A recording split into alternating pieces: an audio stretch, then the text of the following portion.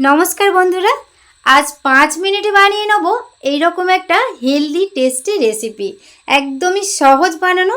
एटा टिफिने बोलुन बा रातेर डिनारे खेते दारुण लागे। चलुन ताहले पुरो रेसिपिटी देखार जन्य अनुरोध रइल। एखाने एकटा बोलेर मध्य 3टे डिम फाटिए निएछि।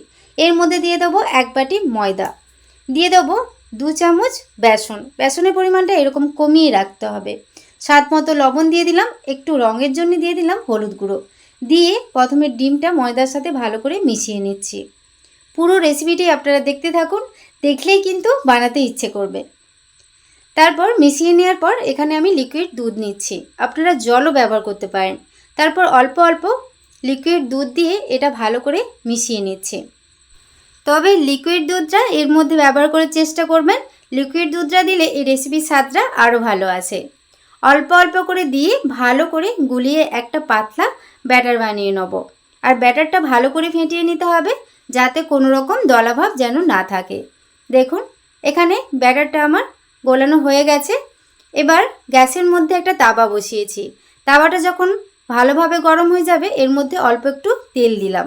এবার টিস্যু পেপার বা একটা শুকনো সুতির কাপড় দিয়ে এভাবে মুছে নিচ্ছি। তাওয়াটা কিন্তু ভালোভাবে গরম হলেই তারপর ব্যাটারটা আমি দেবো। ব্যাটারের ঘনত্বটা এরকম রেখেছি, এর থেকেও একটু পাতলা রাখতে পারেন, কোনো অসুবিধে নেই। তারপর এক হাতা করে ব্যাটার নিয়ে এইভাবে রুটির আকারে গোল করে বানিয়ে নিচ্ছি। আপনারা এর থেকে ছোট বা এর থেকে বড় আকারে বানিয়ে নিতে পারেন। তারপর গ্যাসের ফ্লেমটা মিডিয়াম ফ্লেমে রেখে এটাকে আমি উল্টে পাল্টে ভেজে নেব। আমি এখানে তেল ব্যবহার করছি না, আমি এখানে কয়েকটা আমি তেল ছাড়াই বানাবো আর কয়েকটা আমি অল্প করে তেল দিয়ে ভেজে নেব। এপিট ওপিট মিডিয়াম আঁচে এটা আমি ভেজে নিলাম। দেখুন একটা আমার ভাজা হয়ে গেছে। এবার আরেকটা আমি ভেজে দেখাচ্ছি। আমার চ্যানেলে আপনি যদি নতুন হয়ে থাকেন প্লিজ আমার চ্যানেলটি সাবস্ক্রাইব করবেন আর পাশে থাকা বেল আইকনটা পুশ করে দেবেন আমার নতুন ভিডিও পাওয়ার জন্য।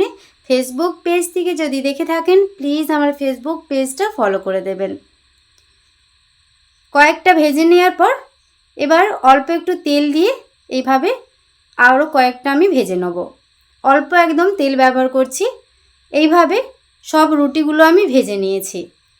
1 বাটি ময়দা আর 2 চামচ বেসনে কতগুলো রুটি হয়েছে দেখুন। আপনারা এই অবস্থায় এমনি বা কোনো সবজি দিয়েও পরিবেশন করতে পারেন। তবে এই রেসিপিটা আরও হেলদি আর টেস্টি বানানোর জন্য এখানে একটা বোল নিয়েছি। এবার বোলের মধ্যে নিয়ে নেব শসা কুচি, পেঁয়াজ কুচি দেবো আর দিয়ে দেবো টমেটো কুচি আর কাঁচা লঙ্কা কুচি। আর বাচ্চাদের জন্য বানালে তো কাঁচা লঙ্কাটা নাও দিতে পারেন। স্বাদ মতো লবণ দিয়ে দিলাম চাট মশলা আর ভাজা জিরের গুঁড়ো। আপনারা এর মধ্যে একটু টমেটো কেচাপও দিতে পারেন, তাতেও কিন্তু খেতে ভালো লাগবে। ভালো করে মিশিয়ে নিচ্ছি। এবার মিশানো হয়ে গেলে এখানে একটা থালা নিয়েছি, থালার মধ্যে একটা রুটি নিয়ে নিলাম। তারপর যেই পেঁয়াজ শসার মিশ্রণটা আমি বানিয়েছি অল্প একটু নিয়ে এইভাবে স্প্রিং রোল যেরকম মুড়ে সেইভাবে হাত দিয়ে চেপে এইভাবে মুড়ে নেওয়ার পর রোল বানিয়ে নেব। এইভাবে রোল করে টিফিন কৌটোর মধ্যে দিলে বাচ্চারা খেতে আরও বেশি পছন্দ করবে। দেখুন এইভাবে প্রত্যেকটা আমি মুড়ে নিচ্ছি। আরেকটা বানিয়ে দেখাচ্ছি। ফেসবুক পেজ থেকে যদি আপনারা দেখে থাকেন প্লিজ আমার ফেসবুক পেজটা ফলো করে পাশে থাকবেন। আর রেসিপিটি ভালো লেগে থাকলে প্লিজ একটি লাইক কমেন্ট শেয়ার করবেন। এইভাবে প্রত্যেকটা আমি মুড়ে নিচ্ছি। এখানে আমার সবগুলো মোড়া হয়ে গেছে। তৈরি হয়ে গেল একদম কম সময়ে এরকম একটা হেলদি টেস্টি রেসিপি। এটা সকালের টিফিনে বলুন বা স্কুল টিফিনে বলুন বা রাতের ডিনারে বলুন, খেতে দারুণ লাগে। টমেটো কেচাপ দিয়ে পরিবেশন করুন। আজকের মতো রেসিপিটি এ পর্যন্তই। সবাই ভালো থাকবেন, সুস্থ থাকবেন। ধন্যবাদ।